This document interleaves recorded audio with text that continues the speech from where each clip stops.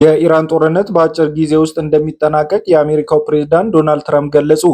የመካከለኛው ምስራቅን ገጽታ የቀየረውና የዓለምን ኢኮኖሚ ያናወጠው የዩናይትድ ስቴትስ እና የኢራን ጦርነት በ33ኛው ቀን ላይ በደረሰበት በዚህ ወቅት ፕሬዝዳንት ዶናልድ ትራምፕ በአሜሪካ የሚመራው ወታደራዊ ዘመቻ በሚቀጥሉት 2 ወይ 3 ሳምንታት ውስጥ ሊጠናቀቅ እንደሚችል አስታወቁ።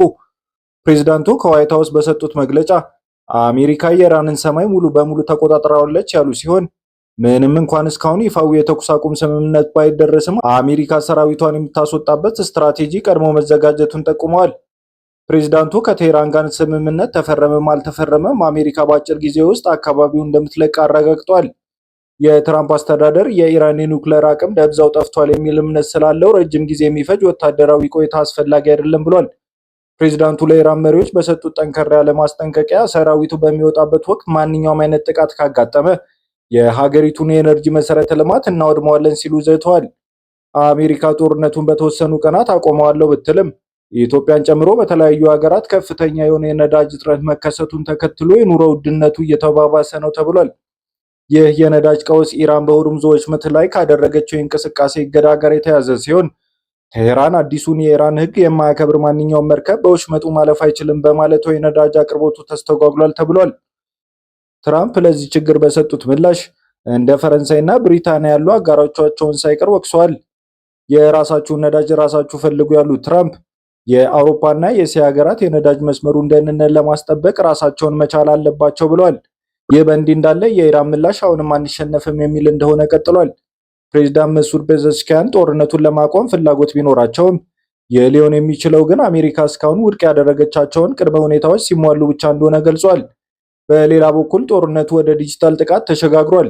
ቴህራን የኢራን መሪዎች ኢላማ መደረጋቸው የሚቀጥል ከሆነ እንደ አፕል፣ ማይክሮሶፍት እና ጉግል ባሉ የአሜሪካ ግዙፍ የቴክኖሎጂ ኩባንያዎች ላይ ጥቃት እንደምትሰነዝር አስጠንቅቃለች። ጦርነቱ ሊቆም ነው ቢባልም ባለፈው ሳምንት 3500 ተጨማሪ የአሜሪካ ወታደሮች ወደ ባህረ ሰላጤው መድረሳቸው ተረጋግጧል። እንደ አሜሪካ ማዕከላዊ ሴንትኮም መረጃ ከሆነ በሺዎች የሚቆጠሩ የባህር ኃይል ወታደሮች በዩኤስኤስ ትሪፖሊ መርከብ አማካኝነት ወደ ቀጠናው ደርሰዋል። ይህች የአሜሪካ ዘመናዊ የጥቃት መርከብ ወደ 3500 የሚጠጉ መርከበኞችንና የባህር ኃይል ወታደሮችን ይዛለች ያለው ማዕከላዊ እዙ መርከቧ በተጨማሪም የጭነትና ተዋጊ አውሮፕላኖችንም እንዲሁም ታክቲካዊ የጦር መሳሪያዎች እንዳካተተች ተናግሯል።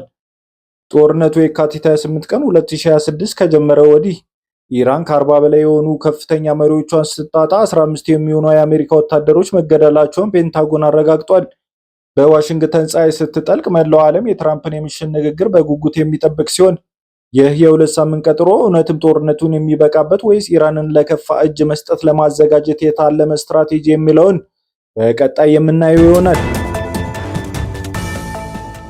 ሞሳድ የስለላ ድርጅቶች የኢራኑ ሃይማኖታዊ መሪ ሙጅተባ ካሚኒ ያሉበትን ሁኔታ ለማወቅ እየጣሩ ነው ተባለ።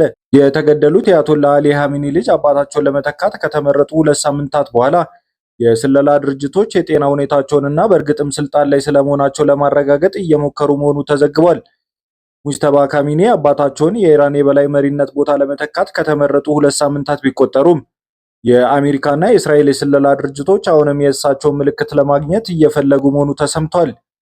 የሙጅተባ አባት አሊ ኻሜኒ አሜሪካና እስራኤል በኢራን ላይ ጥቃት በሰነዘሩበት የመጀመሪያው ቀን ሲገደሉ ሙጅተባ ካሚኒም በዚሁ ጥቃት ሳይገደሉ እንዳልቀረ ቢታመንም የጉዳታቸው መጠን ግን እስካሁን ግልጽ አይደለም። በአሁኑ ወቅት የአሜሪካው ማዕከላዊ የስለላ ድርጅት ሲአይኤ እንዲሁም የእስራኤሉ ሞሳድ ሙጅተባ ካሚኒ በእርግጥም በሕይወት ስለመኖራቸውና የእስላማዊቷ ሪፐብሊክ እየመሩ ስለመሆኑ ፍንጭ ለማግኘት እየሰለሉ መሆኑ ተዘግቧል። ካሚኒ የግድያ ሙከራን ለመከላከል ወይም የደረሰባቸውን ጉዳት ላለማሳየት ከማንኛውም አይነት አደባባይ የመውጣት ትዕይንቶች ራሳቸውን አግልለው ሊሆን ይችላል ተብሏል። አንዳንድ የስለላ መረጃዎች ግን የኢራን ባለስልጣናት ከእሳቸው ጋር ስብሰባዎችን ለማመቻቸት መሞከራቸውን ጠቅሰው መሪው በሕይወት ሊኖሩ እንደሚችሉ ጠቁመዋል። ሙጅተባ ካሚኒ የበላይ መሪ ሆነው ከተመረጡ ከጥቂት ቀናት በኋላ የአሜሪካው መከላከያ ሚኒስተር ፔት ሄግሴ በፌብሩዋሪ 28ቱ ጥቃት ካሚኒ ቆስለዋል፣ ምናልባትም መልካቸው ሳይበላሽ አልቀረም ማለታቸው ይታወሳል። ከዚያን ጊዜ ጀምሮ እስራኤልና አሜሪካ ከፍተኛ የኢራን ባለስልጣናትን የገደሉ ሲሆን ከእነዚህ መካከል እስራኤል የኢራን ትክክለኛ መሪ ስትል የገለጸቻቸው የከፍተኛ ብሔራዊ ደህንነት ምክር ቤት ጸሐፊ አሊ ላርጃኒ ይገኙበታል። የአሜሪካው ፕሬዝዳንት ዶናልድ ትራምፕ የመጀመሪያዎቹ መሪዎቻቸው አልቋል፣ የሚቀጥሉትም መሪዎች አልቋል፣ ከዚህ በኋላ ያሉትም አብዛኞቹ አልቋል ሲሉ መናገራቸው ይታወሳል።